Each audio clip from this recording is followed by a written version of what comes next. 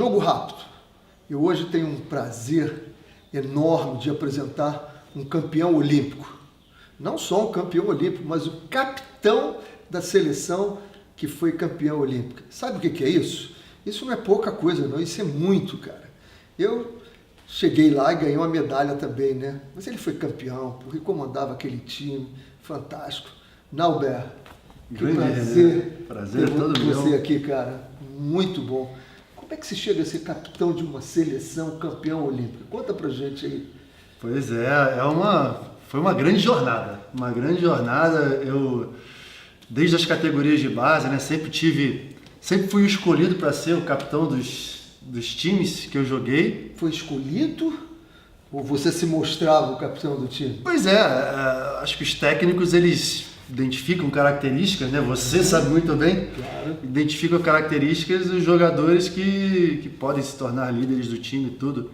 Agora, eu me tornei capitão da seleção adulta muito novo, com 23 anos. Foi numa transição de geração que no ano anterior, com 22 anos, eu era o mais novo do time. E aí jogamos a Olimpíada de Atlanta, houve uma renovação quase completa na seleção, e aí mudou inclusive o técnico, o Radamés Latari assumiu, e aí me colocou de capitão. Grande Radamés. Grande Radamés, agora está comandando o vôlei brasileiro. E eu, assim, não que tenha sido um baque, mas foi uma transição muito rápida. Porque você sabe muito bem, quando você chega na seleção adulta, você é o mais novo, aí você é aquele cara que tá ali só observando tudo, os jogadores mais experientes. Aí de um ano para o outro eu me tornei capitão.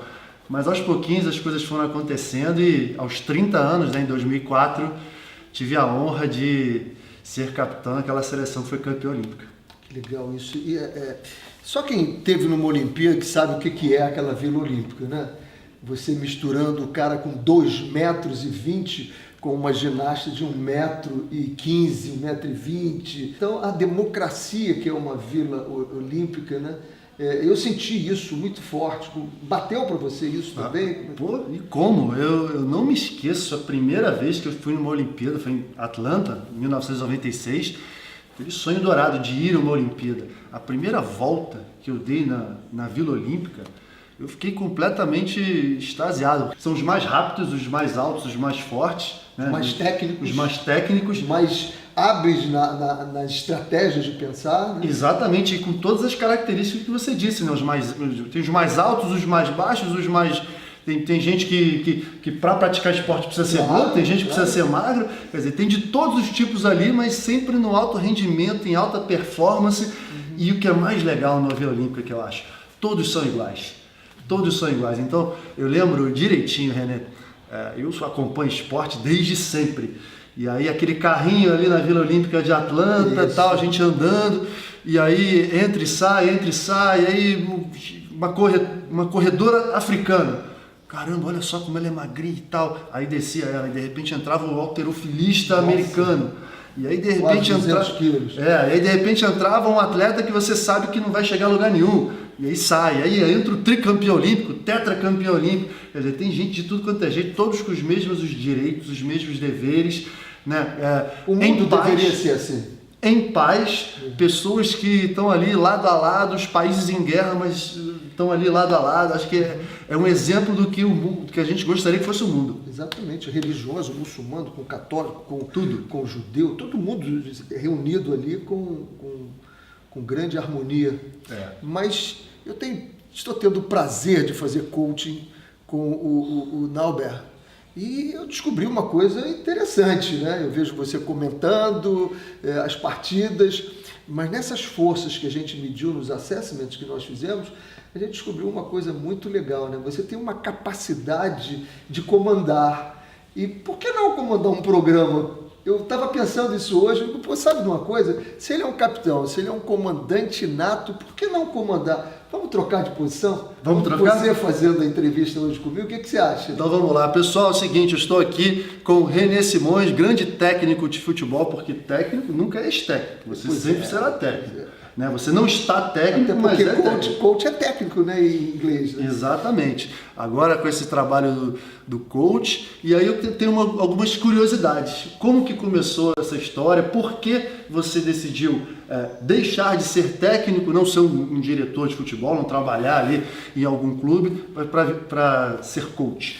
Olha, Nauber, eu acho que eu tenho falado muito sobre isso, né? Eu acho que as pessoas que chegam numa fase da vida, que estão próximas de se aposentar, e aí eu falo isso para quem está com 50 anos, que eu tenho 45, e eu falo com jogadores com 30, 36 anos, se prepare, porque a aposentadoria chega. Quando eu fiz 60 anos, eu falei, eu saio do futebol, o futebol vai sair comigo, porque não tem jeito.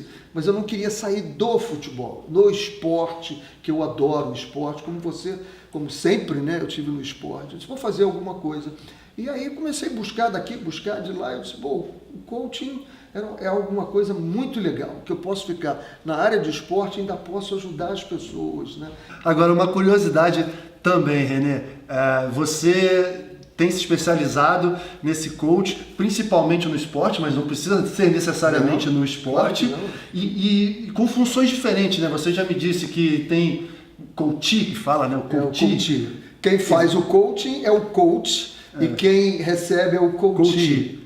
Tem executivos, tem ex-atletas como tem técnicos. Eu tinha uma executiva de Miami, nós acabamos já o período dela, um da Jamaica, né? Eu tenho um político, né? Eu tenho uma médica, você, os treinadores, eu tenho jogador de futebol, tenho um iniciante agora, tenho um da Série A também. Então é muito legal, que é muito diversificado, né? E a comparação entre todas essas funções, entre essas pessoas? O legal, como que você direciona isso? O legal é o seguinte, é saber que todos são seres humanos e todos têm forças lá dentro. Você entrevistando, já tinha feito alguma entrevista? Já, algumas vezes, né? Porque hoje em dia, eu como comentarista lá no Sport TV, muitas vezes a gente é pego de... E vai lá e tem que fazer a entrevista com o jogador depois do jogo. Exatamente. É sempre melhor a gente estar preparado, mas muitas vezes o improviso conta demais. A gente tem que estar pronto para a oportunidade. Exatamente. Então eu lembro, em 2017, a gente jogando o Brasil jogando a final da Liga Mundial lá em Curitiba, eu tinha acabado de comentar um jogo ali cansado, 2h30 de jogo e cansado, já relaxado e tudo, de repente alguém no meu ouvido vai lá conversar com o Ngapeth. Para quem não sabe, o Ngapeth é o jogador francês, hoje em dia o melhor jogador do mundo, e ele naquela competição ele não tinha conversado com ninguém ainda, ninguém. Ele, não quero dar entrevista, mas pro Nauber eu dou, porque ele é um... Olha, puxa. Então acho que foi uma oportunidade até que o Sport TV teve de escutá-lo, né? E eu saí de lá correndo, fui lá e falei, é agora? Então é agora. E eu tinha que fazer ao vivo em italiano e traduzir, ou seja, tem que sobreviver. Agora tem uma pergunta. Você tem muita experiência com mulheres. Deixa eu explicar. Seleção brasileira, feminina, medalhista olímpica. Também, casada há 41 anos, 3 filhos e uma neta. Então você sabe lidar com as mulheres. Qual a comparação que você faz, agora lembrando um pouquinho da época que você treinava a seleção brasileira feminina de futebol, você treinou muitos times masculinos, foi a Copa do Mundo com a Jamaica, mais alguém? Não, disputei várias, com Trinidad e Tobago, disputei eliminatórias, com Costa Rica, Irã.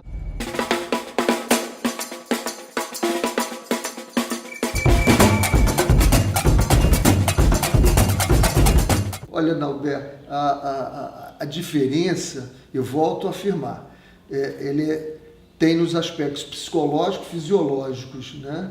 Você tem que respeitar essa diferença, mas eles são seres humanos, tá? E eu aprendi muito com as mulheres, né? Muito. Aprendemos todos os dias. Todos os dias, a sensibilidade delas, o cuidado delas com os detalhes, né? Ela precisa de muitos detalhes. E aí? E ela precisa verbalizar, né?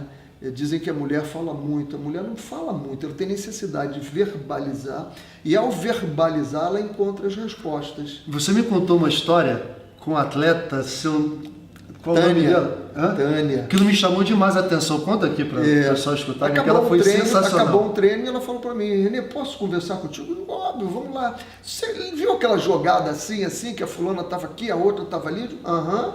Porque se eu faço isso e ela vem aqui, a gente melhora aquilo, melhora. Porque quando ela pensa nisso, o outro lado, o time adversário se movimenta e abre o time adversário.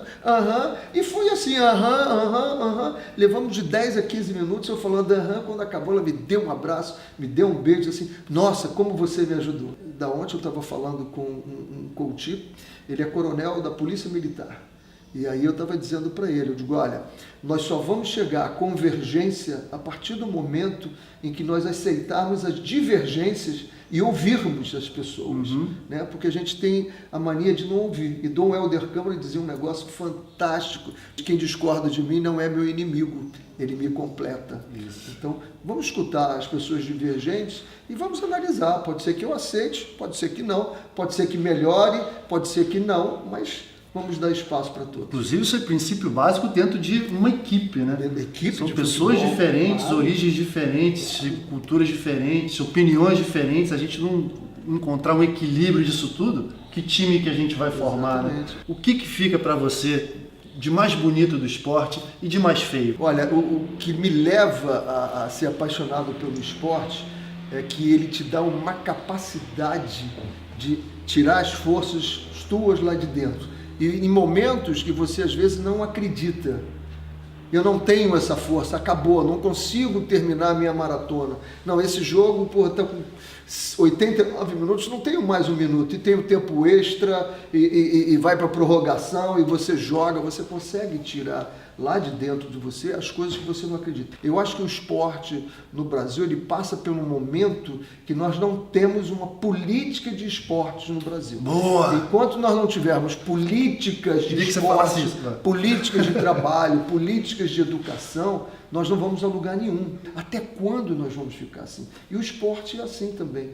A gente administra as coisas muito no fazejadores, né? Nós não somos planejadores. Nós precisamos ter planos de ação, né? Eu estou tentando com alguns amigos agora fazer um manifesto do futebol brasileiro, né? E a gente está com várias coisas que nós vamos lançar daqui a pouquinho esse manifesto. Não é para ficar para a gente, não. Tomara que a CBF pegue, que as federações peguem, que os clubes peguem. A gente quer o futebol brasileiro melhorando. E o esporte também. Uma situação que a gente lamenta aqui no Brasil, assina embaixo tudo que você falou, política de esporte não existe. Enquanto o esporte for tratado como coisa secundária e quando misturar com política, a gente vê nos clubes de futebol, né? Política e o alto rendimento, a performance, a competência fica sempre... Só pensamos no esporte a cada 4 anos. Todo mundo querendo sugar do esporte. Só pensamos no futebol a cada 4 anos, que é a Olimpíada ou a Copa do Mundo. Aí... Federações, confederações dessa maneira. Acho que o nosso potencial nunca vai ser explorado ao máximo dessa maneira.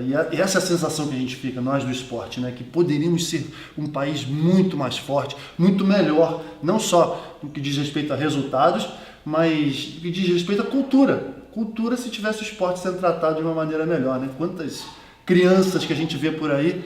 E aí, René, olha a analogia que eu faço. Uma vez eu estava passando ali no posto 6, bem na hora de um arrastão de 30, 40 crianças e adolescentes, tudo correndo para lá e para cá.